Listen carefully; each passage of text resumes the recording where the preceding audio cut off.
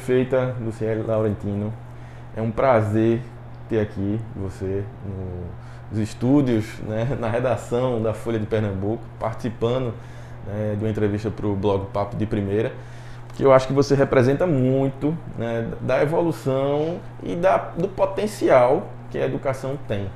Tem muita coisa aqui que a gente vai papear que eu acho que pode ficar aí como lição, como referência para muita gente, não só no estado de Pernambuco, mas para o Brasil todo. E aí, justamente, minha primeira pergunta, eu queria que você se apresentasse um pouco mais, contasse um pouco da sua trajetória na educação e na política, né? Inclusive, como a gente vinha conversando aqui antes de começar, como é que você chegou aí na política? Bom, prazer estar aqui, agradecer, Rogério, aí a casa aberta para a gente conversar um pouquinho sobre educação, que eu acredito que seja, sem sombra de dúvida, uma pauta em comum aqui entre nós dois, né? Uma paixão em comum. E tenho certeza que muitas pessoas também veem na educação, né, a solução para os problemas do país.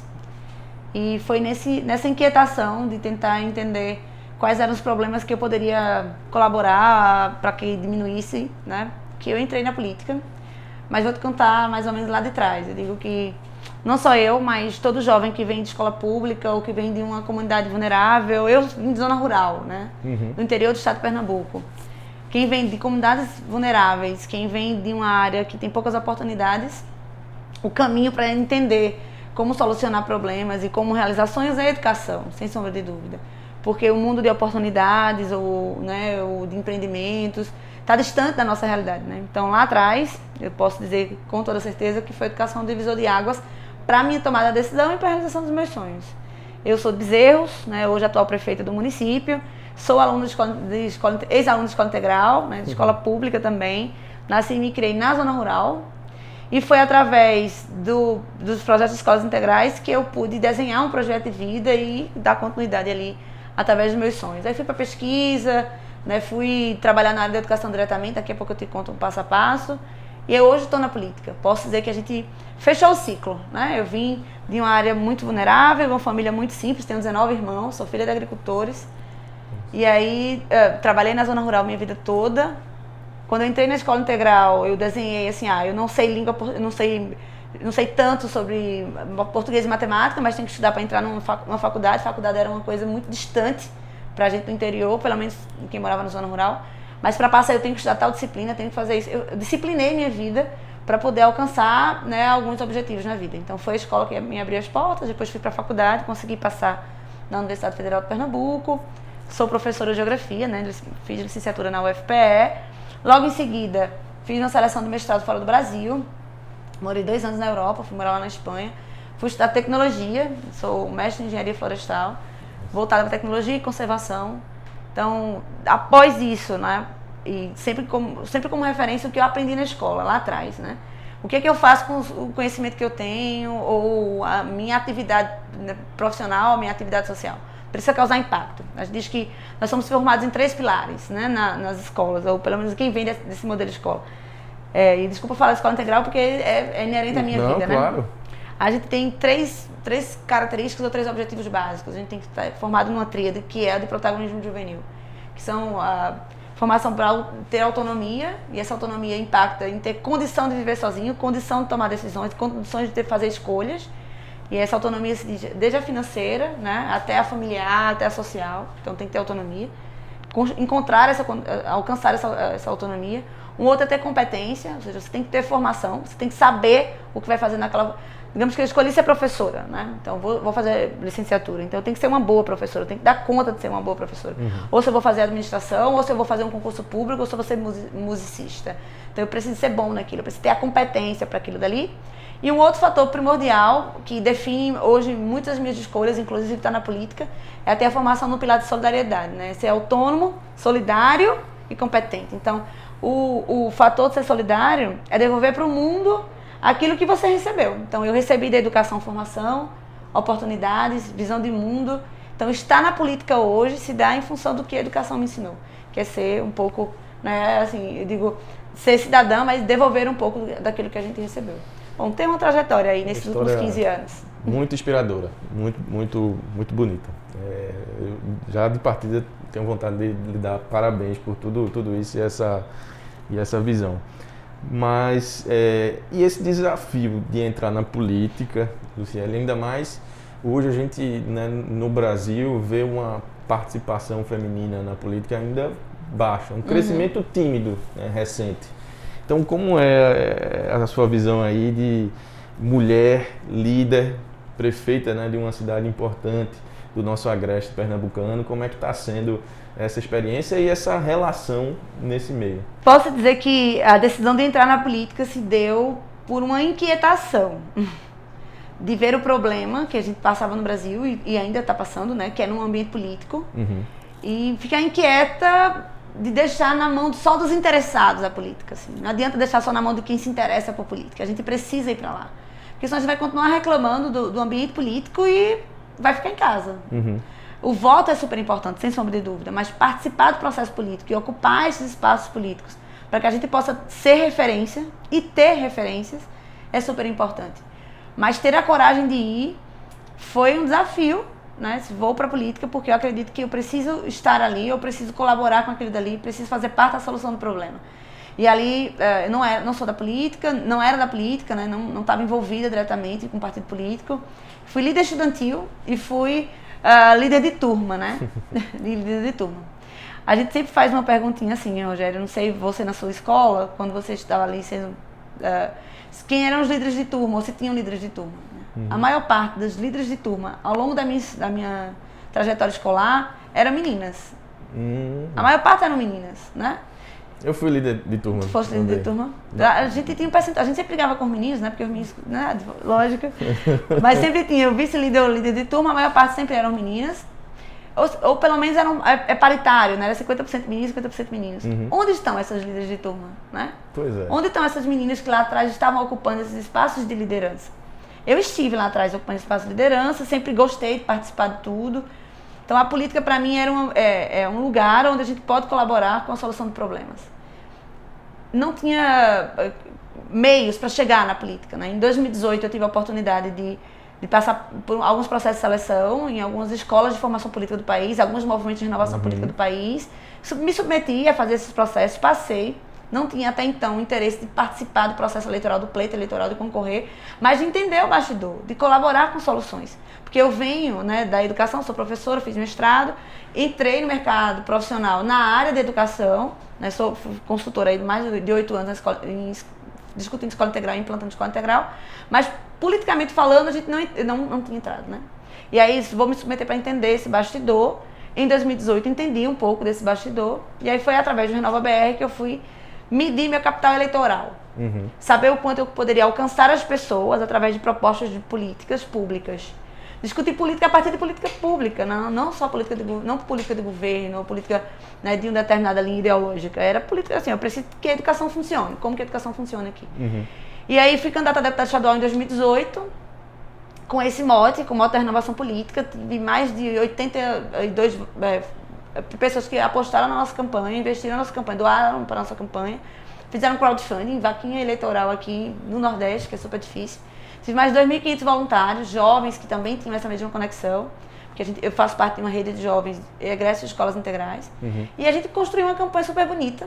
O resultado das eleições de 2018 fez com que eu medisse a nossa capacidade de ganhar as eleições de 2020. Só dá pra gente fazer uma campanha organizada, correta, barata, e dá pra gente se conectar com a população, usando as mídias sociais. Né? Não fizemos grandes movimentos de campanhas tradicionais no interior. Não tinha apoio nenhum na última campanha, né? Nem na outra, dos grupos políticos locais. As pessoas me viam como uma estranha, né? Um outsider ali. Sim. Era alguém que... Essa pessoa é a última via ali. De onde ela vem? Eu fui na minha cidade, né? Bezerros, fui taxada de forasteira. E aí fizemos uma campanha organizada, bonita. Nos conectamos com o sentimento da cidade e deu certo. Estamos eleitos hoje com um sentimento, né? Que é possível ter pessoas sérias na política. Minha vice-prefeita é ex-gestora da escola que eu estudei, de escola integral. Eita, que massa. Tem 73 anos, é a matriarca da educação no município. Eu sou, né, resultado da educação do município, os professores têm muito orgulho da gente. E hoje a gente está transformando a cidade a partir desse ciclo fechado, dessa conclusão do ciclo virtuoso da educação, que é formar os jovens para impactar, né, localmente, e se Deus quiser a gente dá exemplo aí para o país inteiro.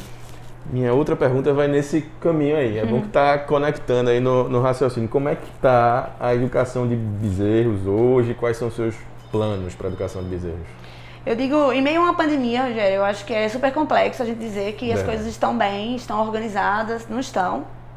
Né? Eu acho que nenhum município hoje, ou nenhum estado, o país como um todo, não tem segurança exatamente, ou não tem na verdade a gente não tem soluções a curto prazo para dizer, a gente vai conseguir recuperar o ano passado todo, que tem de defasagem. Esse ano a gente começou indo aos poucos, entendendo quais são as defasagens que ficaram no ano passado, para tentar organizar na casa. Bezerros, no geral, ali no Agreste, sempre teve um destaque na área da educação. A primeira escola integral a ser replicada no estado inteiro foi em Bezerros. Então a gente é ali uma referência para os 13 municípios ao redor ali. Na área dos anos finais e anos iniciais, a gente tem resultados bons, posso dizer. Nós temos um quadro de professores razoável, mas a pandemia impactou demais. Ano passado nós tivemos escolas. Eu sou prefeita de primeiro mandato, né? Então peguei a sucessão, o meu antecessor na realidade era a oposição, ele ia à reeleição. Então as coisas não estavam organizadas para uma sucessão, né, que desse sequência a uma política. As coisas estavam um pouco bagunçadas, o Bezerros passou por um estremecimento político lá. Então eu peguei um município que tiveram escolas que não tiveram aula ano passado praticamente, só tiveram aula nos 2 primeiros meses do ano, antes da pandemia chegar. Quando a pandemia chegou, os professores não deram aula nessas escolas. Porque os professores foram pegos de surpresa também, né? Como é que vai lidar com o telefone celular, com a TV e vai dar aula agora? Ele nem sabe como, né, como conduzir tudo isso, então a gente fez um diagnóstico de como está a rede, nesse sentido, de defasagens do currículo anterior, do ano passado. A gente diz que esse ano é um ano 2 em 1. Se a pandemia tivesse passado. Pois é. Se a pandemia tivesse passado. Ela não passou, então a gente vai ter que... A gente está cuidando, está com aula online, os professores, a gente está fazendo formação paralela às aulas online, tudo online, a gente não voltou às aulas presenciais. E montamos uma equipe, Rogério, de pessoas, de professores que têm uma melhor performance na mídia ou uma melhor performance na telinha, né, do telefone celular, para conduzir o conteúdo de frente ao telefone celular. Pegamos esse grupo de professores, montamos as aulas, desenhamos o currículo, né, para todas as séries, dos anos iniciais e anos finais do ensino fundamental, montamos todas as aulas, o currículo é esse. Todos os meninos de 6º anos, seja da área rural, da área urbana, vai ter aquela mesma aula conduzida por aquele grupo de professores que gravaram essas aulas. E nós temos professores mediadores, que seriam os professores que estariam em sala de aula, responsáveis por aquelas crianças. Para que a gente tivesse um conteúdo com a melhor didática online ali, digital, né? E uma condução ali no bastidor, os grupos do WhatsApp, né? A gente está tendo visita porta a porta. Fizemos um projeto ali alinhado, inclusive com as metas aí do Unicef, né? A gente perdeu o selo Unicef ano passado, né? O nosso antecessor, infelizmente, não conseguiu segurar as pontas lá. A gente perdeu o selo Unicef, mas o método de busca ativa, que é ir na porta do aluno, é acompanhá-lo, a gente manteve, aprimorou. Então, o aluno que não consegue acompanhar digitalmente as aulas, a gente tem ido à casa dele, com os professores, né? Para que eles possam mediar tudo isso, e a gente tem acompanhado. Posso dizer a você que é mantendo a qualidade mínima, né? Do ensino no município. Mas a gente tem perspectiva positiva para o ano que vem, a gente vai discutir escola integral nos anos iniciais e finais, que Bezerros não tem ainda. A gente conseguiu agora, junto ao Ministério da Educação, uma possível liberação de uma escola nova para o município a ser construída. Muito bom. A rede tem muita expectativa sobre a gente está organizando ali o plano de carreiras do quadro de professores e educadores do município. Então tem perspectiva positiva. Que bom. Mas a gente é equilibrado, posso dizer para você. Que bom, essa visão de longo prazo, de quem entende, de quem viveu a educação. Porque um dia essa danada da pandemia vai passar. Se Deus quiser. Se Deus quiser. Aliás, eu acho que a vacinação vem avançando razoavelmente e muito em breve a gente vai poder retornar. E além de retomar o passado, é isso que você colocou aí, né? Trazer a escola integral para o fundamental, construir novas escolas, isso é maravilhoso, né?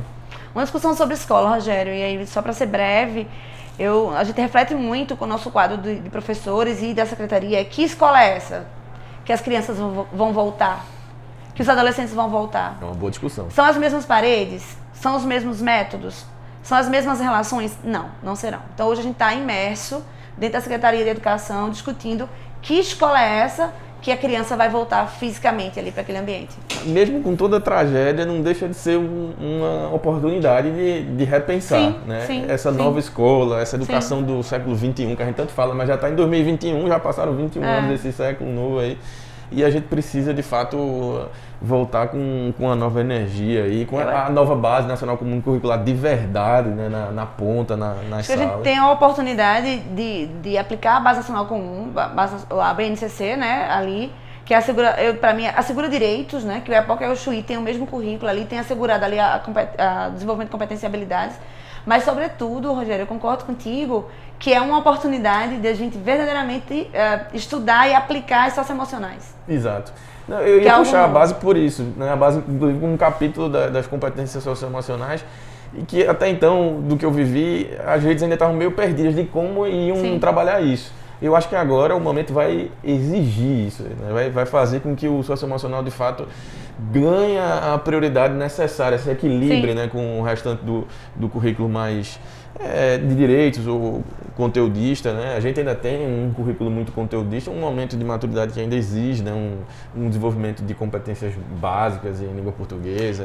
O mundo requer pessoas que saibam solucionar problemas, pensar à frente. Eu digo, quem está na sala de aula hoje, a gente como bom professor e estudioso da área da educação, quem está na sala de aula está preparando pessoas para um mundo que ainda nem existe, para profissões que ainda não existem. Exatamente. Ano passado saiu uma pesquisa da ONU e do Unicef e da Unesco discutindo que as crianças, os nossos filhos hoje que têm 5, 6 anos de idade, eles trocarão de profissões 11 vezes. E as relações com essas profissões serão de felicidade, né? O que deixa aquela pessoa feliz. Isso. Então, está totalmente conectado com o que a gente está discutindo agora, que são socioemocionais. Capacidade de resolutividade, de pensar futuro, de ter inteligência emocional. Então, a escola tem uma grande oportunidade, sim. Isso. Não é planejar esse futuro olhando para o retrovisor.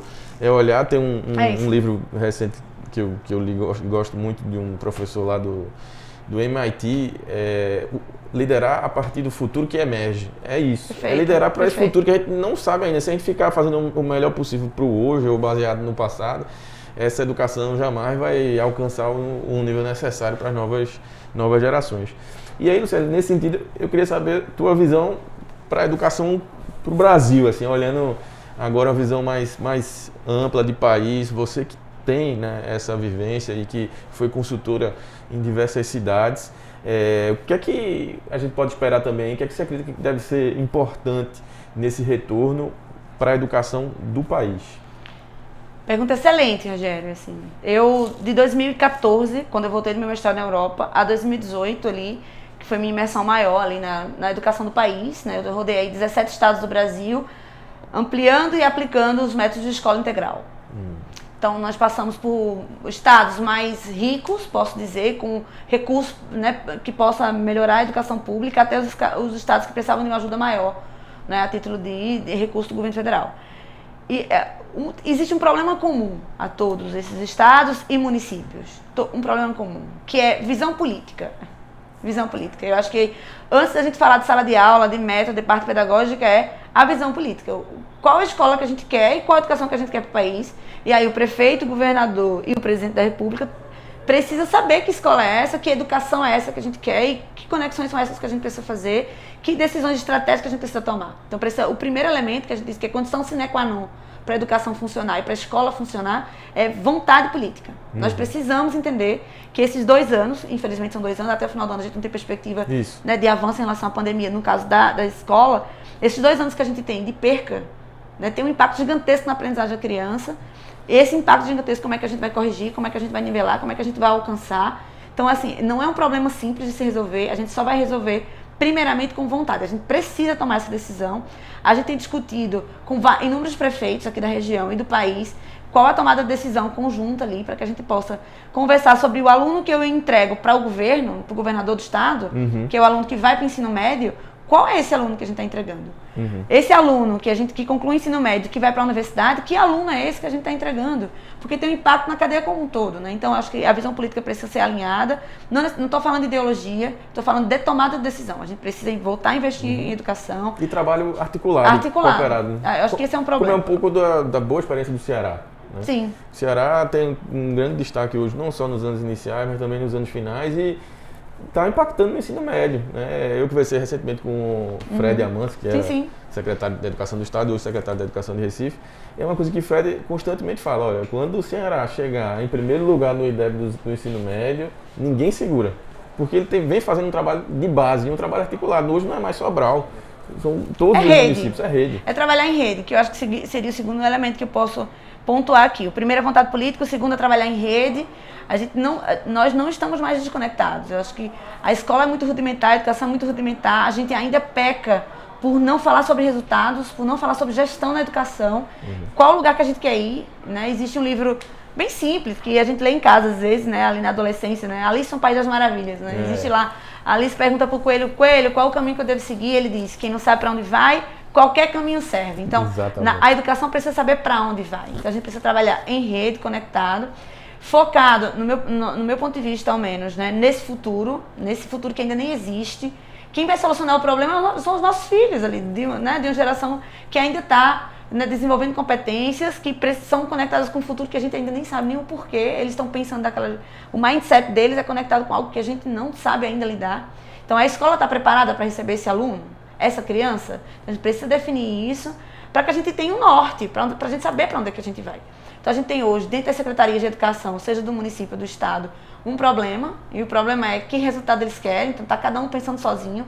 O estado de Pernambuco avançou nisso, e por isso tem um destaque aí no Brasil inteiro, no sentido de fazer conexão em rede, gestão por resultados, né, gestão por trabalho, então a gente avançou. Mas no Brasil como um todo ainda não está nessa linha. Eu acho que a gente precisa capitanear, sim, a partir do governo federal. Eu tenho baixa expectativa que isso aconteça até o final do ano, né? Espero que ano que vem as coisas se arrumem. Espero mesmo, porque eu acho que se dá certo para todo mundo. Mas precisa ser capitaneado por alguém. A gente tem hoje, eu venho do terceiro setor, venho da iniciativa privada no meu ambiente de profissional, né, da área da educação, e eu faço sempre um apelo para as casas onde eu já passei, que discutem educação, ali a Fundação Lema, os institutos que trabalham com implementação de projetos na área da educação, que eles continuem discutindo a educação, né, todos pela educação. Assim, vale a gente discutir educação pública e privada nessa tangente também. Porque eu, enquanto gestora hoje, estando desse lado de cá, posso lhe dizer que a gente está imerso num monte de problema. Hoje a gente discute questão sanitária o tempo inteiro, a gente tenta salvar vidas o tempo inteiro.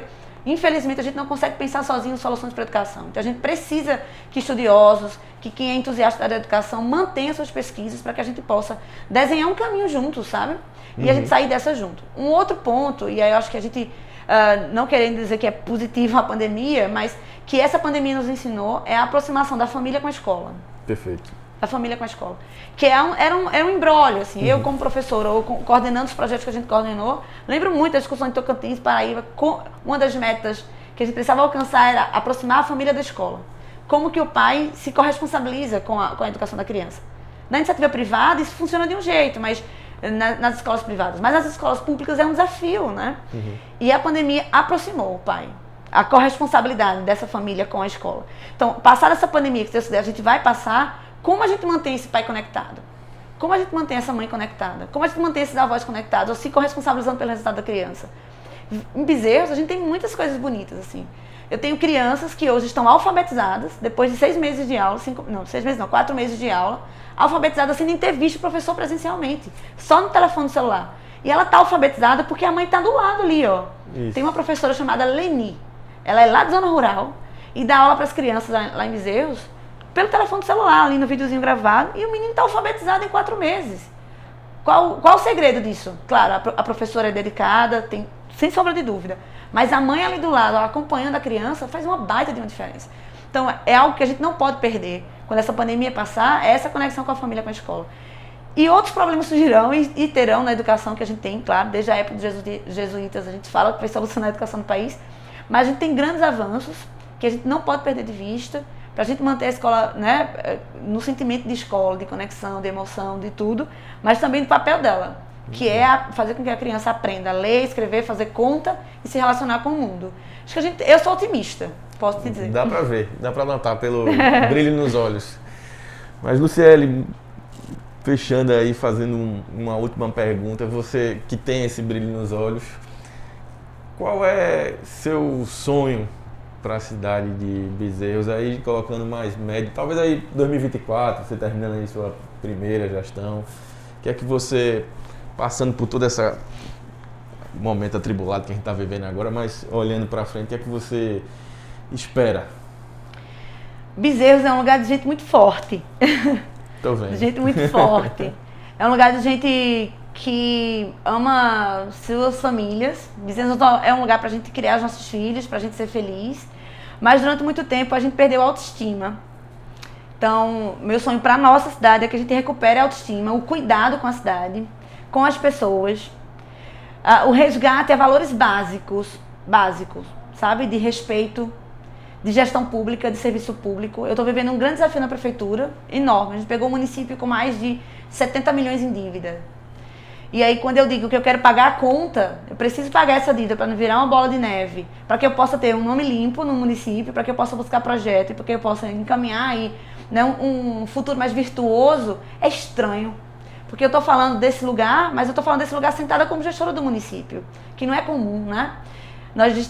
O nosso desafio, a gente diz sempre da equipe, que o nosso maior desafio é dar uma aula assim, para a nossa cidade, de como se conectar com a gestão pública, de como dá para fazer a gestão pública de forma correta, como dá para fazer política.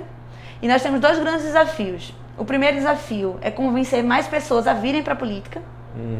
A gente precisa de mais pessoas boas dentro da política, porque senão a gente vai ficar sozinho. Por favor, venham, né? A gente precisa fazer isso. E um outro grande desafio, Rogério, e aí é bem ambicioso, a gente diz que a gente quer governar o Brasil a partir de Bezerros. Quer governar o Brasil a partir de Bezerros. É bem ambicioso. E a gente diz isso porque o país é onde as pessoas moram. Isso. É nas cidades. Então as pessoas moram em Bezerros. E a gente quer buscar apoio, onde quer que seja, para ajudar o nosso município. E que as pessoas precisam querer isso também. Que Recife peça para governar o Brasil a partir de Recife. Que a gente peça dos nossos municípios. Vamos governar esse país juntos, assim, sendo muito franco. E dá para fazer. A gente está muito feliz. Hoje a gente tem desafios a curto prazo, que é superar essa pandemia, desafios a médio prazo, que é se manter nesse ambiente político, né, de forma íntegra, correta, trabalhando, fazendo política pública, e a longo prazo tendo um país melhor. Então, eu acho que a gente não está sozinho. Poxa, inspirador. Luciane, parabéns por tudo, por você estar, né, com essa força, uma verdadeira guerreira aí. E ficamos aqui na torcida para que tudo aconteça da melhor forma possível e a gente possa contar cada vez mais causos aí dessa história. Obrigado. Eu que agradeço, Rogério, aqui a abertura, né, a Folha de Pernambuco mais uma vez conversando aqui sobre educação. Por favor, não deixem de falar isso. A minha história não é uma história isolada, a gente tem muita gente boa transformando, né, e querendo transformar esse país. Então, que a gente se conecte aí mais vezes e converse mais vezes sobre isso. E acreditem na educação, a gente precisa resgatar, sim, né, o valor da sala de aula.